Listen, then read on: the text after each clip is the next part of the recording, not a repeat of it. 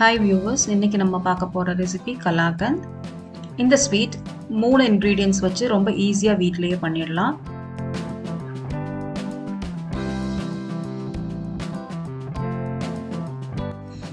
ஒரு பாத்திரத்தில் பனீரை நல்லா துருவி எடுத்துக்கணும்.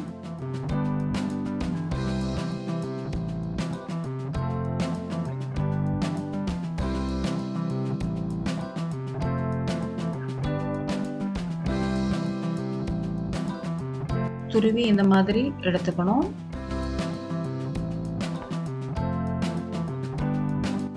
இப்போ இந்த பனீர் கூட 1 tablespoon milk powder add பண்ணிக்கலாம்.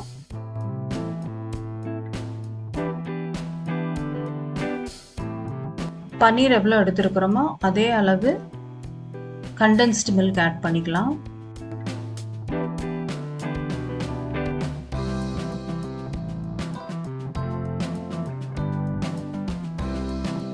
இந்த 3 இன்க்ரீடியன்ட்ஸையும் மிக்ஸ் பண்ணிக்கலாம்.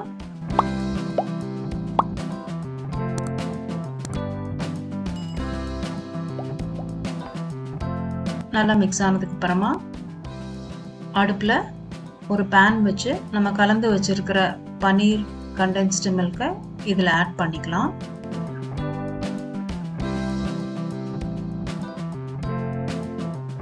அடுப்பு லோ ஃப்ளேமில் இருக்கிற மாதிரி பார்த்துக்கோங்க.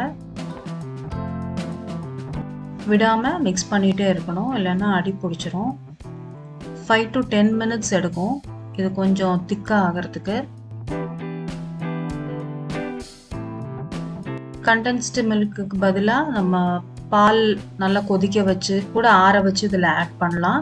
பட் கண்டென்ஸ்டு மில்க் இருந்தால் கொஞ்சம் சீக்கிரமாகவே நம்மளுக்கு திக்காக கிடச்சிரும். ஸோ பேனில் ஒட்டாமல் வர்ற இந்த பதத்தில் அடுப்பை ஆஃப் பண்ணிடலாம்.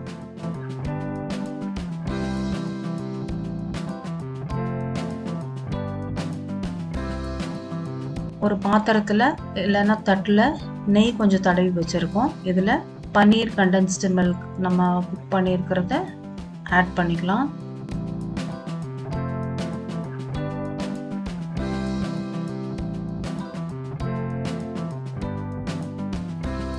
நல்லா ஸ்ப்ரெட் பண்ணி விட்டுக்கலாம்.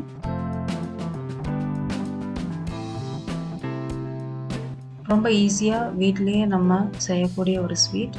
இதில் 1 டீஸ்பூன் ஏலக்காய் பொடியை ஸ்ப்ரெட் பண்ணிக்கலாம். கொஞ்சம் ஆறுனதுக்கு அப்புறமா 2 to 3 hours ஃப்ரிட்ஜில் வச்சு எடுத்துக்கலாம். நல்லா செட் ஆகிருக்கு. இப்போ நம்மளுக்கு கட் பண்ணுறதுக்கு ரொம்ப ஈஸியாக இருக்கும். ஒரு கத்தி வச்சு நம்மளுக்கு வேணுங்கிற மாதிரி சைஸ் கட் பண்ணிக்கலாம்.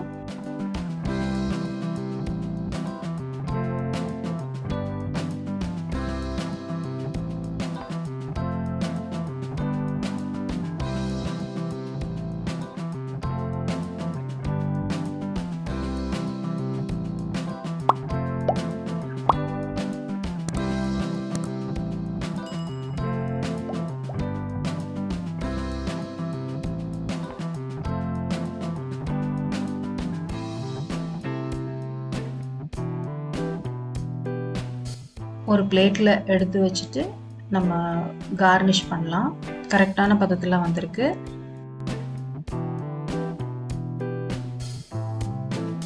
ரெண்டு பிஸ்தாவை சின்ன சின்னதாக பொடி பண்ணி வச்சுருக்கேன். அதை மேலே கார்னிஷ் பண்ணிக்கலாம்.